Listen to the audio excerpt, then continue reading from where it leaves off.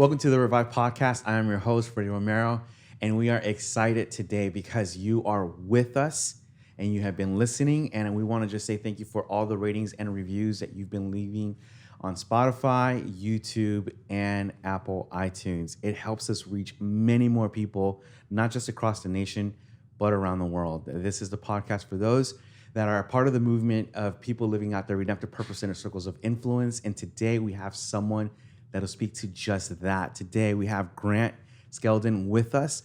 And Grant, let me tell you a little bit about him before we start. Grant married his wife Cheyanne in 2020, and he moved to Nashville to become the next gen director for Q Ideas. He leads that with Gabe and Rebekah Lyons. Q Ideas educates and equips Christians to engage our cultural moment, and they do such a phenomenal job. So anything Q, you gotta go listen to, you gotta watch, you gotta be a part of it. He has also written for publications such as the Wall Street Journal, Relevant, the Gospel Coalition, and he has a feature on Outreach Magazine. He is an author as well, writing the book titled The Passion Generation. And this is like, you can get this on Audible too. So for those of you that commute, if you're a podcast listener, most likely you're an Audible subscriber. So you need to get this, either buy it on Barnes & Noble, order it on Amazon, or get it on Audible. The Passion Generation has helped thousands of pastors and parents who are trying to reach and raise the next generation. This is something that Grant can speak to. He gets asked to speak on this topic at many different conferences. He has a deep passion for finding and uniting and developing diverse and dynamic groups of young leaders to reach the most lost generation that our nation has ever seen. And one of the things that I love that Grant has said before, speaking about millennials, maybe our conversation will go there, maybe it doesn't, but I just want to drop this quote before he starts talking because I want to shut up as much as possible and just let Grant talk. One of the things that he says is parents are trying to raise millennials, churches are trying to reach millennials, businesses are trying to retain millennials, and God is using us as a bridge. Grant, thank you so much for being on the Revive Podcast with us today, bro. Yeah, man. Thank you for having me, Freddie. One of the things, we were very excited when Pastor Noemi was like, hey, Grant's available on this day. Is this, first of all, let me just ask this really silly question. Is this the earliest you've ever done an interview? It may be, yeah. So 8 in the morning, 7:30 in the morning, picked up Grant at his hotel, and now we're here doing this. And I just want to say thank you. You're busy man, and I know you got a flight to catch after this. Mm-hmm. And so I want to say that so that those that are listening understand the value. There's a reason why you're here, and there's a message that you have to convey. Yeah. And we just want to take advantage of that. One of the things that you're mostly known for is getting people together in a room. Can you let us know, like, what it was the genesis of uniting and unifying people, and why it is something that you still do today? Yeah. A lot. So I get asked a little bit, just, why do you have such a heart for unity? And it's actually not because it wasn't instigated basically by the Bible. It was actually just a lot of my story. I'm half Mexican, half South African. Grew up predominantly with black people, but then got saved at a white church. And so, as you know, if you're in youth ministry, the number one message, especially to youth, is like, invite all your friends to church. And so as a new believer, I started doing that. And long story short is just, I really loved the idea of like seeing my diverse friends of color now meeting my Christian predominantly white friends, because the church that I went to, that just is where I got saved. Yeah. And the one thing, though, that stood out a lot was when I would bring my friends who were predominantly black or Latino to my white churches, I was like, man, I felt like my school was more diverse than most churches that I went to, and I couldn't find a church that I could bring my diverse friends to. So I almost felt like, okay, my Latino friends, I need to find a Latino church, or do I need to find a black church for my black friends and a white church for my white friends? Mm-hmm. And instead, I just was thinking, a couple things hit me. Is one, it kind of saddened me that I felt like bars and clubs were more diverse than churches. Yeah. And that really struck me. I was like, if this is the ministry of reconciliation, how can I find bars that or just places my friends of the world would go to, Right. and they could have diversity, but the Ministry of Reconciliation didn't have diversity. And I really wanted to change that. But instead of just feeling like bad about it or criticizing it, I'm like, I want to be a part of the solution. Plus, I've always felt like when you just hang out in one circle of friends, whether it's white or if it's black or if it's Latino, Yeah. it can kind of be predictable. And I always felt like it was so unpredictable whenever my black friends and my white friends met. Not only because they were from different color skin, but like their culture was different. And even when my non-Christian friends met my Christian friends, I'm just like, what it would be like. Even thinking about it, I just smile because I'm like, I like going to things where I'm like, let's see what happens with these different kind of people coming together. Yeah. We were talking earlier. Yeah. And I really haven't shared this before, but it was kind of not a wake up call, but just a moment of, oh, okay, I grew up different. Is a lot of my Christian friends when I was 16 were white, and we would hang out at their house on like Saturday. I remember it was one Saturday, and we were getting us some snacks, and they pulled out like this. It looked like a green bean, but it had like little, I don't know, like little peas in it. And I had never seen this before. They put it in the microwave, and it was a girl named Allie, and I was like, what is that? And she just started like eating the peas out. It was edamame. Yeah. I had never heard that word before or eaten that before. Like, to me, I remember saying like, this is like rich people food. Like, what is this food? And I don't know. I love that I got to introduce them to things they had never really experienced or seen before. They got to introduce me to things I never experienced or seen before. And when I got just diverse people together, I just like loved doing that. And then over the years, now it's become like at the center of what, like, I feel like the next generation's wanting out of church. It's at the center of what the world is struggling with when it comes to church. And luckily, I think it's at the center of a lot of pastors across the nation are serious about changing and redeeming in our churches. And so it's kind of cool how I feel like it started just out of my story. But now I see like, man, I could be helpful in at least the next generation of really disrupting division, because I do think that's the number one tool and strategy of the enemy is to divide us, because he can't defeat us. So if he can't defeat us, he's, I think, going to strategically try to divide us. Man, you said so many things that kind of just want to just like park for a sec. You know, someone listening to this would say, that's my heart too. Mm-hmm. I want that. I have black friends, and I have white friends, and I have Asian friends, and I have Latino friends, but I just don't know how to do that as a believer. Mm-hmm. Like for you, like, you know, or someone may say, or may look at you now and say, well, you know, like Grant's well connected, or he has resources, but they don't understand that this is also your life story. Like, you've been doing this. You know, the fact that God has opened doors for you to do that, like how you said earlier today, like professionally or as a vocation. Yeah. I think it's God honoring the Genesis and your faithfulness. I've done it when no one was watching, no one was looking, social wasn't a thing, you know, like, or a big thing. Mm-hmm. And so what would be the encouragement for someone that's listening to this that says, yes, I do have pockets of friends. I wish we could all just be in a room together. Yeah. What would you say to that?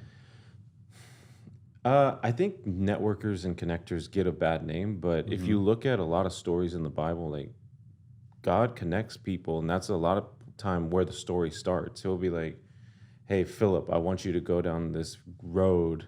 And then he doesn't know he's going to meet the Ethiopian eunuch. Right. Or when he gets Paul or Saul gets saved, or scales fall from his eyes, and he calls Ananias and is like, hey, I want you to go connect with this guy. And Ananias is scared to connect with them. I almost think when you're a little bit scared of like, we're very different. Yeah. Or Cornelius and Peter, he kind of gives them a vision for each other.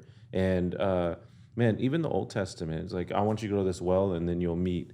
It's just like there's story after story of God making divine connections. Or I would say if you're a Christian, networking is sometimes we make it like such a terrible thing. I would say networking is okay.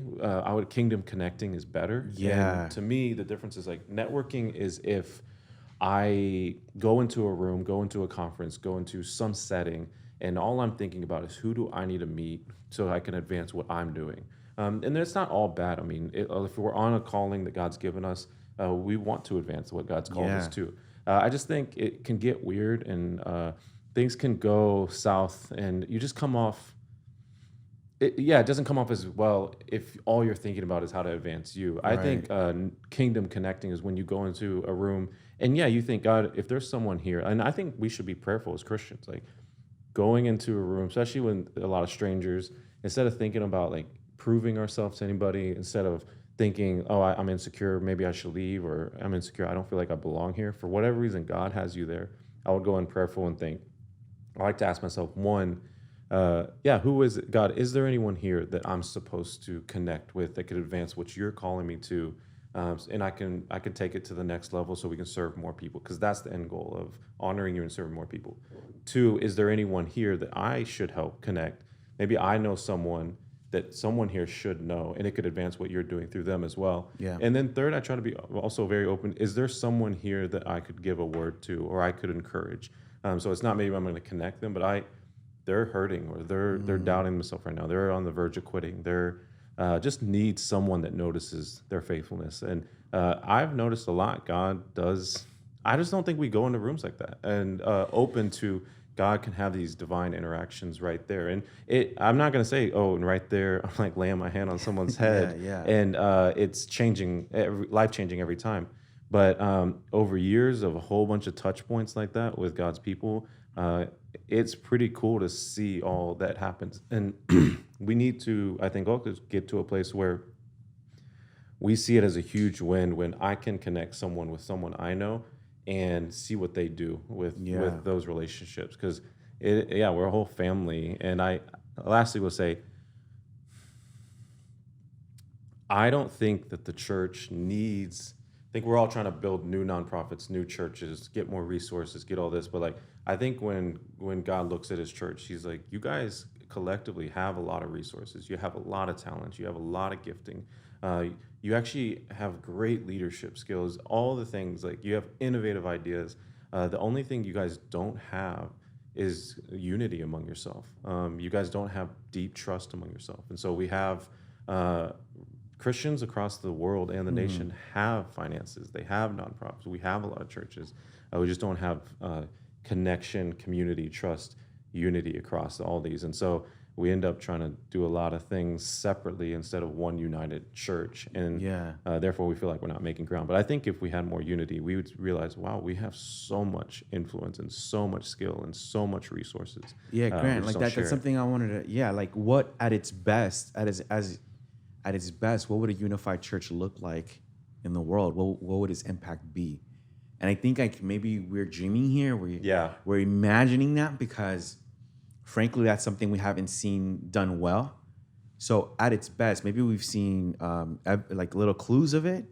At its best, what do you imagine? Because the assumption here is like, we're the same generation, and we're planning to be here for as long as God would will us to be here on this earth. So I'm assuming you want to see that. Mm-hmm. So at its best, what are you imagining the unification of the church's impact be on the world? Yeah. That is a hard question. There's a lot of different strategies of what I guess a unified church could look like. What I think, and I was maybe speaking to maybe a younger generation and an older generation, I think a unified generation is a generation that cares a lot more about raising God's name and doesn't need to or care at all about raising their name. That would be at the core, especially in the American church.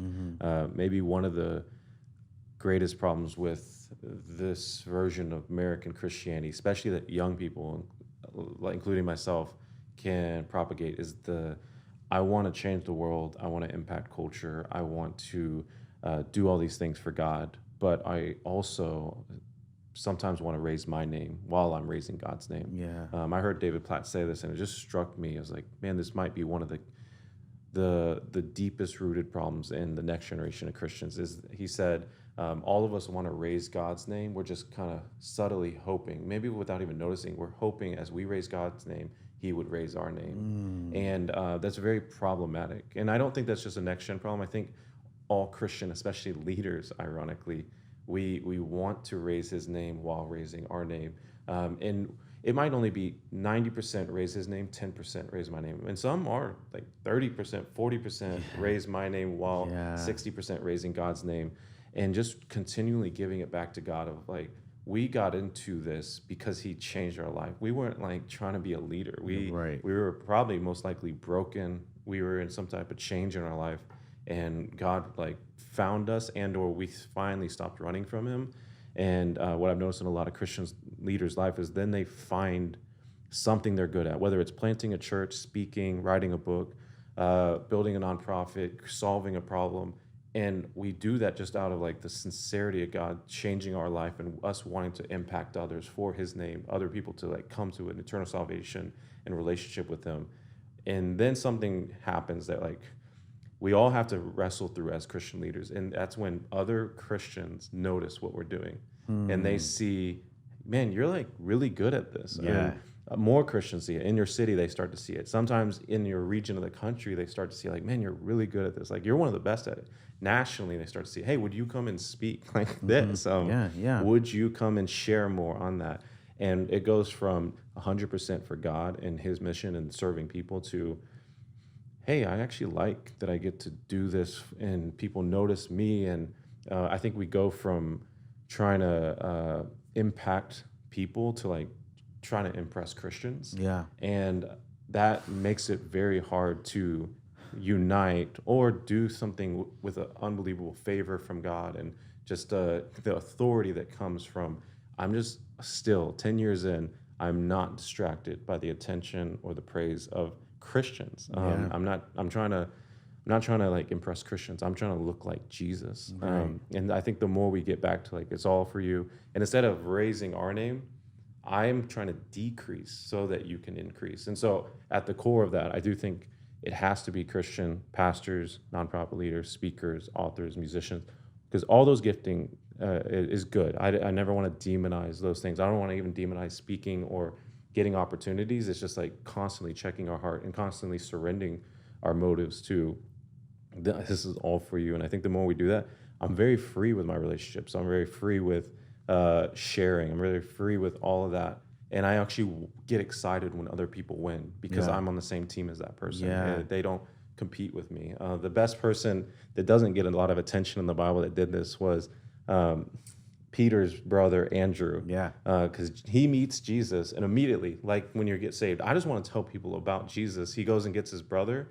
And we never really talk about this, but then Peter, he meets Jesus. He wants to tell other people about Jesus, but for whatever reason, God chooses whose name he does raise, because he does raise up people. And Peter becomes one of the three closest. Yeah, and we can diss on celebrity Christianity, but like Jesus was a celebrity. He was very well known. I mean, we can't act like he wasn't a celebrity if people were doing a parade when he comes into town. 5,000 people into the desert to hear him speak. I think we I'm not saying we should aim to be celebrity. I'm just saying we can't demonize when people serving God get attention. Like Moses seems like I don't know how he wouldn't be a celebrity in Egypt. And so David, all these different guys, they're singing songs of them. So all I'm saying is what's so unique is Andrew just loves God and loves Jesus, wants his brother to know about him. Peter then raises up, and his name does raise up with Jesus. Like, gets a lot of attention, and we really never hear about Andrew again. And I think if we can get to that place as Christian leaders where it doesn't mean Andrew didn't keep serving, it doesn't mean that Andrew didn't get to see incredible things with Jesus or do incredible things for Jesus. He just didn't get as much attention as his brother did. And I think it would be human of him to be like, man, I met him first. I get you. Like, I don't get it. Like, God, you only know this guy because I introduced you to him. And I like to think, I hope that if I meet him in heaven, he's like, oh, you think I care? Like, we're on the same team. Like, that's my brother. I'm excited about when he gets to do these things or see these things. But it was never about our names. It's 100% for his name. And so, and lastly, he's on the same team. When he wins, we win, because it's all about God at the end of the day anyway. Yeah, when you talk about, being free with what you've been given, and I think that oftentimes we forget that. We think that what we have, including relationships, is something that we earn. And I guess it's just like some truth or validity to that. But the reality is that everything is, favor, the people that you get to meet, the friends that you have in your circle, and the fact that you're not hoarding these things. Because, And I love you, and I love the humility too. And I think this is a reason why our pastors gravitated to you as well, because it's like, the aspect of being able to name drop, and not do that, because a lot of, like, I've met a lot of people that do that. Like, you talk to them and they're constantly, every other sentence is a name drop, and it's like, hey, hold on, bro, you dropped another name, like here, it's like it's like they're constantly just like trying to tell you, because it's like it's a security matter for themselves. Like, it's a security, like, hey, let me tell you who I know. Let me tell you what I have. Let me flaunt what I've won for myself, so that you can respect me more. And here you are, and other leaders, and this is a new wave of leaders. It's kind of like, it's even threatening to what it was, because it's like the name that you want to, like, put on blast the most is the name of Jesus. And so, is that something learned, Grant? Is that something that you pray for? Is that something that you're just born with? The I would say the selflessness of giving away what you have. Yeah. It reminds me, I was with Tim Keller recently, and he, was it something? I think the biggest thing that should ever push us towards sharing our relationships, sharing our resources, sharing our ideas, lessons learned, and just being all in and just not insecure around other Christian leaders, and especially not competing, is there's way too many lost people for us to care. It's just like the maybe top driver is, of course, we love Jesus and we want him to be known. We need him to be known. To imagine that I wouldn't know God because Christian leaders aren't uniting because of insecurity or comparison, like, what a dumb reason for them to not, like, reach me. Because I remember, I think it's very important for us Christian leaders to remember what it felt like to be lost.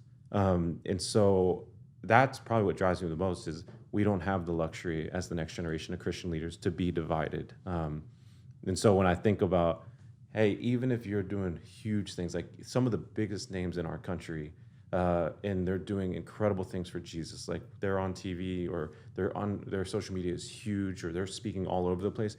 Even though they are doing that, at the end of the day, there are so many young people that are far from God. There are so many young people, like, struggling with anxiety and depression and potential suicide, that I love that they are doing that, but we need way more. And so, I just don't think, I know that we don't have the luxury to be divided. So I think the lostness in our nation should be one of the biggest drivers of unity, and the sobering reality of we can't do this alone. Even us that are all-stars, at the end of the day, the biggest names in the Christian church, most of the world and the next generation would have no idea who they are. Yeah.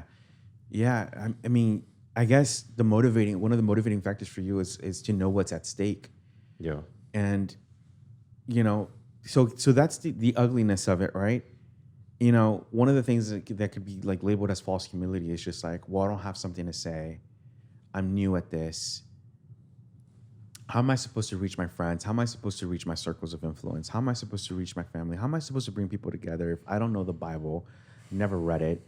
I just know that my life is different because of Jesus. Yeah. What would your encouragement to be to someone like that? Because I think that a lot of people say, well, I can't be an Andrew, like, that's hard. Introducing someone to Jesus is difficult for me, Grant. Like, you don't know my past, or you don't know how I am, or I just wouldn't even know how to invite someone to meet Jesus. Like, what would your encouragement be to them?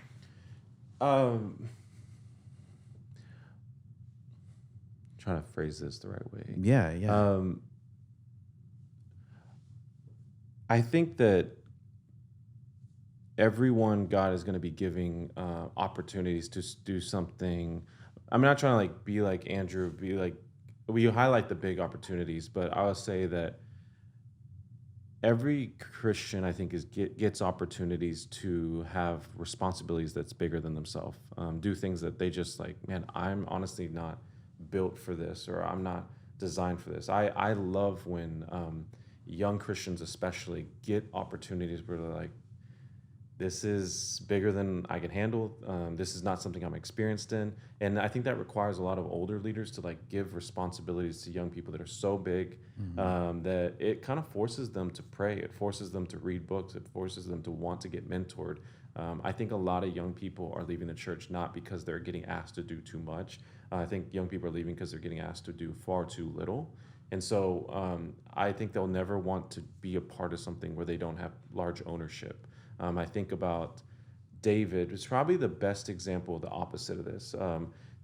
You said this false humility. David had this type of humble confidence that's like kind of unexplainable for him. And I think that's, God loves that heart of like, it doesn't make sense why you have this confidence. Like, you have not been in the military. You are only there to bring food to your brothers. And just you walk in a type of authority of, I tell a lot of Christians, especially since I'm hosting things for Christian leaders, and it's shocking how much these are great leaders, how shocking how often they feel insecure. Like, the enemy just whispering to them, you do not belong here. These guys are better than you. They're doing bigger things than you, cooler things than you. It will far more often when I do events for high capacity young leaders, they don't struggle with pride or ego as much as they struggle with this idea of like imposter syndrome. Yeah. And I always want to encourage young Christians is like, it might seem humble to be like Moses and say, man, I'm not good at this. Can someone else do it? But I don't think we ever talk about the idea that it said when Moses wanted someone else to speak, he was chosen by God. The wisdom of God chose Moses. And we don't talk about how it said God's anger was kindled. That God actually got mad that I chose you. You want a different person to come in. And it's to say that God already knew that Moses was weak in that area, but it would have been cool maybe to see, hey, God had a plan to whether use his weakness or grow him in that weakness. I don't think we talk about how often God gets angry, or let's just talk about, I don't think we talk about how often Jesus gets angry. We only think of the one story in the Bible where he flips tables. But I've been really studying this thing of like, what made Jesus angry? And we don't talk about, one, he flipped tables. And he flipped tables because he said this was supposed to be a house of prayer. Yeah. You turned it into a den of thieves. At the core of that, I think Jesus gets angry when he designs something or someone for a certain purpose and they don't live into their purpose. And he's like, this is what you're supposed to be. We don't talk about, if I was a disciple, I would be like, yo, what happened when Jesus passes a fig tree, which is a little bit before he goes to the temple? Yes. He just curses this thing and kills it. That's we don't really talk about, like, dude, I think that's kind of flipped out on that. It was his only miracle of like destruction, I think. Yeah, and he said, I mean, it was designed for figs, and it's not doing what I designed it to do. And there's one more story that I think. I mean, Moses is the big one where he's like, I designed you and chose you to redeem my people. And he's like, well, can we get another person to come help? He's like, no, I chose you. I think when we doubt ourselves, when God's given us an opportunity that he, for whatever reason, he trusts you, could have 1,000 reasons why you don't think you're the right person. But if you feel that confirmation God's called you to it, you're not just doubting yourself. You're actually, I would say, doubting God's wisdom. You're doubting he chose you for this. And I would just say lean into it, because it's incredible to see the stories that happen. And that's what David did do well. He's there and he's telling Goliath, I'm about to cut your head off. And I love that. He didn't bring a sword to the fight. Yeah. Like, he doesn't even have a sword, and he's telling a guy, I'm going to cut your head off. I don't know if he knew, I'm going to take your sword and do that, but I just think that's a pretty unique confidence. And I think God shows up so much. He's like, he's doing that for the name of the Lord. How many times he brings up, I think he says, I have been, he said something like, in the same way that I've defeated the paw of the lion or the paw of the bear, he'll deliver me from the hand of this Philistine. Yeah. And the fact that he did that, my hope is that when you are getting any type of responsibility, because it might start somewhere where it's like, this is still beyond me. And the more you trust God with what he's trusting you in, the more he's going to trust you, I think, with more. And there's too many young Christians that are either scared of the opportunity they're giving them, or trying to be insecure around it when, hey, God chose you, or probably bigger than this, is they're waiting till the big opportunity comes. And I just don't think the big opportunity comes till he can trust you with a growing amount of smaller things. That's so good. I think Jonah is another great story of God's righteous anger. Yeah. He chooses Jonah for a specific purpose, for a specific mission. This guy grabs a ticket to like the opposite end, and God will orchestrate. And I think for some people, maybe the struggle is that you find yourself in a well season, in the belly of a well season, going back to Nineveh because you're running away from it or you're disqualifying yourself, and God has called you. Grant, I think what you just said, and anyone listening to this is going to be so encouraged to know that God doesn't make any mistakes, and in His infinite wisdom, He's choosing you to be a part of His purpose and His plan. I find that very refreshing that you would say that. Another thing that you just mentioned right now is the fact that when young people aren't leaving the church because they've got too much to do, is that we give them too little. Leading the next generation. What are some of the things that you talk about? Like, you talk about it being the most studied in your book and in your talks. You have said that this is the most studied generation, and it's still the most misunderstood. and you talk about, and you've made references that I love so much as like we get studied as we're like caged animals, lab rats, where we have a microscope over our generation. And Gen Z is the same way. Like there are people graduating with a doctorate doing theses on on Gen Z. Your perspective, because the methods can change, but the message never does in Scripture. What do you think God's new methodology is for reaching the next generation? I think maybe not new. This is interesting. What is the new method of reaching the next generation? And I would say it's not new, and then it is new. The new method of reaching, I think, the next generation is discipleship. And you could say that is not new. But ironically, in the church, that is new, because most Christians don't disciple anyone. But that is inevitable if we want to reach the next generation, and especially empower the next generation, raise up great Christ-loving, city-changing, church-investing, disciple-making, young local missionaries in their whatever industry God calls them into. We have to disciple them. And I always say, like, to anyone older who has a problem with the next generation, like, you can't really complain about them unless you're discipling them. I would say, like, refrain from complaining about the next generation unless you're discipling them, because that would be like a farmer that's mad at his crops, but he doesn't water them, he doesn't prune them, he doesn't cultivate them. And so, I really do think it is discipleship. I go back to the next generation isn't leaving because they're getting asked to do too much. They're asked to do way too little. So they're like, what ownership do I have? I think a sign of not enough ownership given to the next generation is, does church look like the same whether they show up or not? And if it's the same whether they show up or not, then why show up? Like, why show up to something where you have no input into? It doesn't really matter if you show up. I think the things that I've been plugged into the most are when they're going to notice that I'm not there. Things actually are going to go bad because I'm not there. It's not just, he's not in his seat. It's, this thing kind of hinges. This is his idea, and he's leading this team. I think we have to elevate young people to where they feel this like ownership. I have a Jonathan Cluda and The Porch, which is a great young adult ministry in Dallas. I always heard them say, young people will help maintain whatever they help create. And so I'm always thinking about, how can we give them ownership and creation? And I heard this analogy, and it's always helpful for me to think about membership and ownership, where if you're a member of, right now I'm a member of that, like, it's such a pathetic gym, the purple and gold one. Planet Fitness.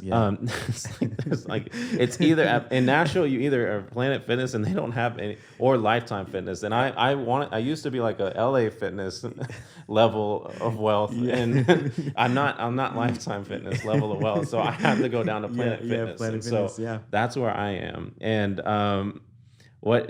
basically, if I have a couple machines, I think we have a couple machines we're very used to using. Right. And if I see someone as a member of Planet Fitness that's not, I see someone using my machine, or worse, I see my machine that I constantly come to is broken. Okay, one time, okay, 2 weeks, not okay. Like 3 weeks, I'm like, oh, I'm gonna go to the owner of the Planet Fitness and say, hey, I use this all the time. It's been about 3 weeks. Can you please fix this? Um, but what's different is if I'm the owner of that Planet Fitness and that's my machine, there's no one else to go to. I'm the owner, and I'll probably fix it quicker because that's my machine and I have ownership in this. And I think, again, the next generation is leaving. We're not asking them to do enough. We kind of are giving them very small responsibilities, just a little bit of things to do so that if they fail, it doesn't really impact the church. But if we only give little things so it doesn't really hurt the church, if they fail, then again, the world will be like, hey, the church's message often I feel like is just wait, just be humble, just wait, and then one day you'll get to do some stuff here. That's That's what meaningful. the church, yeah, that's meaningful, that you actually are passionate about. That's what the church often is saying to young people. While the world is like, get off your couch. There's people hurting in this country. There's women getting trafficked here. Like, get off your butt. Stop playing Halo and like, let's go. We're gonna go. Whether it's march or create a cause or change the world. And often I think, man, we're losing some of the most cause-oriented young leaders and like a change agent in our church because the world's calling them to something like bigger, Yeah. even though that's not with the gospel often. And so my hope is that we would call these guys in, and in finishing, I think who really did that well actually is Saul, the I guess original Saul. Oh, yeah. Like Saul and David. Yeah. Saul gets a bad rap, but I give Saul a lot of credit for his ability to let David, who he only knew for playing music, who wasn't even supposed to be at the battlefield. And you talk about giving young people big responsibilities. Other than Jesus giving the gospel to the disciples and to say, take this to the rest of the world without me, by the way, that's probably the biggest responsibility ever given to young people for the rest of the world going forward. Other than that, Jesus doing that for the disciples, through the disciples, would be Saul to me, giving David. He's like, if you lose this fight, we all have to serve this nation. And you're small, he's big. He's been here for like days mocking us and taunting us. You're not, to look at him. And I would say this to older leaders, like you might think, but this young group that I have, like they're not awesome all-stars. I would say one, the disciples were terrible. Like these dudes aren't all-stars either. Like even on this is the mentality in church. It's like, let's get him interning. And then for a year, if he's humble and he does everything and he cleans the toilets and all that, and I'm not even saying that we shouldn't make young people do that. They should be willing to do that before preaching and all that. I agree. But it's the mentality often is like, let's let them go through years of training and lowly work so that one day we can give them big responsibilities. And then we'll see that they're mature and have character. I'm like 3 years in, Peter is selling out Jesus. 3 years in, he's cutting a guy's ear off. Yeah, like man. if none of your interns or young leaders in your church have cut someone's ears off, they're already better than the disciples. Like if they've never done that or cut one of your Christian people that complain in the church, they already are better. And so all that to say is I just think that David gets this big responsibility. And this we don't see too often. I see it among the best high caliber young leaders is David gets this big responsibility from Saul, despite him not having a track record in the military, despite him only being known as a musician. It would be very logical, actually, for Saul to say, hey, I love your enthusiasm, David, but bro, you're only here because you're bringing food to your brothers who actually are in the military, and I know you from music. Like, I'm not going to hinge everything on you, as sweet of a kid you are and as enthusiastic as you are. Saul does something crazy, and God must have given him a confirmation of trust this kid. Right. And then for it works for him to say, but I don't want to do it your way. I'm going to do it a little bit different. I want to not wear armor. And I think that's today's going on today right now. We are going to empower the next generation and not make them do it our way. Because if David went up against Goliath and fought him hand-to-hand combat, I don't know if he would have won. I kind of don't think he would have. So to let the next generation not bring new models in the sense of like, hey, we never compromise the gospel, but how can we take the gospel to the next generation in a fresh, Holy Spirit anointed way that's authentic to this generation? And lastly, I think the beauty of what happens when you empower young people like that is what David did. is going forward, David never would forsake Saul, even when Saul got toxic, even when Saul got bad, let alone how beautiful would it have been if Saul and David could have worked together. Yeah. Going back to the insecurity or the competition, two things. One, whenever an older leader gambles big time on a young person, like, yeah, I'm going to give you this big responsibility, man. I'm putting my neck on the line for you. I have found I've had 2 or 3 people do that for me when I was early, before people knew who I was, before I even knew who I could be, if you will, like what's in me, not about my name. But I will run through a wall for those guys even 10 years later, because of what they invested in me and how they believed in me. And I think that happened with David, of like, his friends are saying, come on, man, this guy's getting bad. And he's like, but I think because of what Saul did for him when he was young, he has this allegiance to him, and I don't want to dishonor him. Don't want to forsake him. And there's too many young people that are like, just forget the older generation. We just need to create our new thing. And I think if there could be more discipleship relationships, empowering relationships, young people would be. I have a commitment to these guys. Like, actually, you guys need to honor them too. Like, Yeah. the guys that delivered the message that Saul was dead, David was not happy about that. And so that kind of allegiance that young people could have to older people, I think with healthy older leaders and young leaders, I see that, where it's like, this is my guy. I even though it's been 10 years and God's opened a lot of new doors for me, that's my man. Like, anything he needs from me, I'll drop things for in a second and do stuff for him.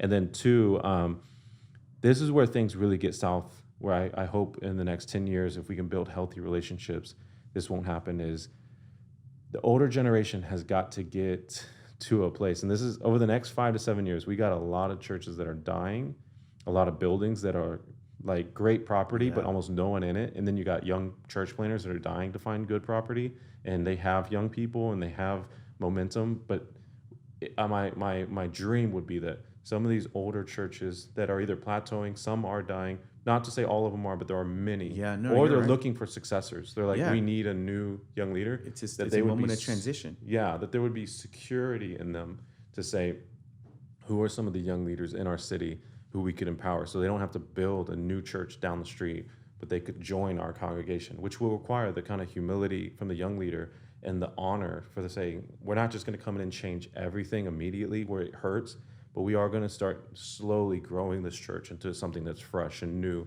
for this generation. But where it went south with Saul is, as soon as David started getting attention, because I think Saul was connected to Jesus' name, or God's name, and his name is like, I love God, but also I love that people love me for loving God. And once people started seeing David's name more than Saul's name, even though it was supposed to be for God, that's when things went south. And I think even though the older generation that has gone before us has given unbelievable foundation, they've given blood, sweat, and tears for what we get to do, that they would say, we've worked so hard, and now we are giving the keys to you guys. And then it's going to set us up so we can reach the generation today in ways that we never could have if they weren't humble enough, secure enough to kind of give us the wisdom they have, the resources they have, the connections they have. But again, Saul did not do that, and they created division generationally. Yeah. And I never heard anyone think through this, but like, think about what it could have been like if David and Saul actually worked together. Like, that would have been so cool to see a healthy relationship between two great leaders that were secure in who they were. It was all about Jesus at the end. Or I keep saying Jesus. It was all about God at that time.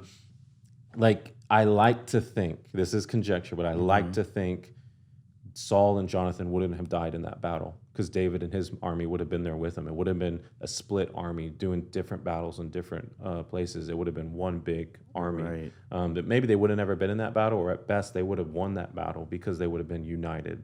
But because of the division, because of the competition, the insecurity in the leadership, they were split up. And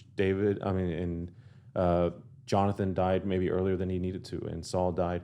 I like to think if Saul and David had a better relationship, Bathsheba wouldn't have happened, because as he's looking over there, Saul could have tapped him on the shoulder. He's like, hey, why, one, are you even here? You should be out there with your people. 2, what are you looking at? Like, dude, I've been down this road. It's not healthy. Like, come in. And he could mentor him through that and talk to him in a way that almost no one else could have talked to him, because he's been there. He's seen, he's like walked in those shoes. Just there could have been some The only people, again, going back to the main drivers, the only people that especially suffered weren't even David and Saul. It was Israel. Israel suffered because of the lack of unity among those two leaders. What could have happened for them? What Uriah maybe didn't have to die, but it was all, I think, in my opinion, leading to the core of it is that insecurity of these leaders not working together.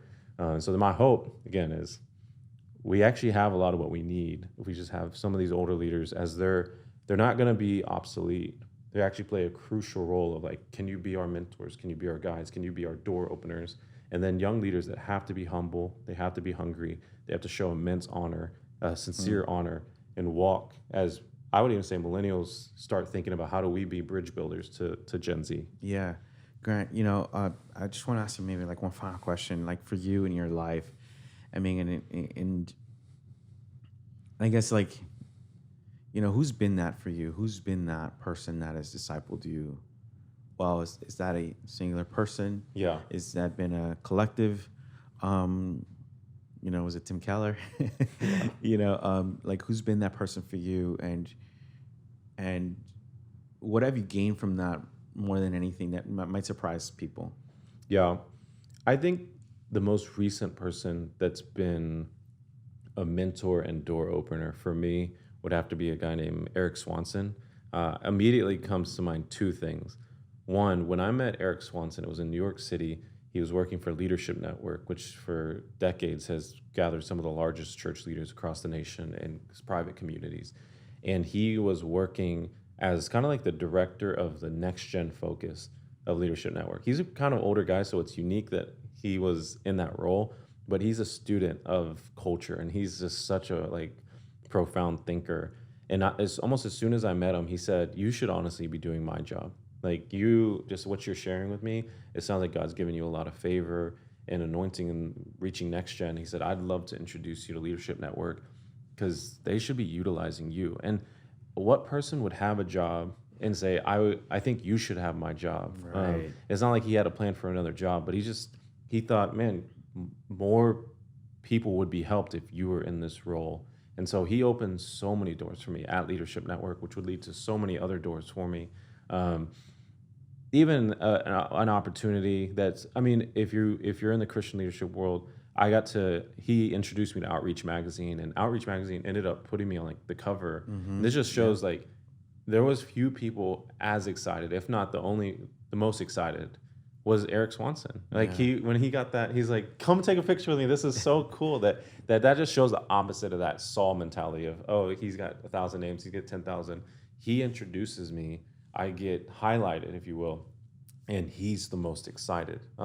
That for sure. And then two would be, I get to do a lot of retreats for high capacity young Christian leaders that need, I think, community. They need a place where they can take their cape off. They need a place where they don't need to be on. No one wants anything from them. It's not transactional. They just get to see that there are other young Christians that are doing some unique things for God, that also deeply love Him and are trying to navigate culture, especially when they're in outside of the church. They're not among Christians all the time in the nature of their work.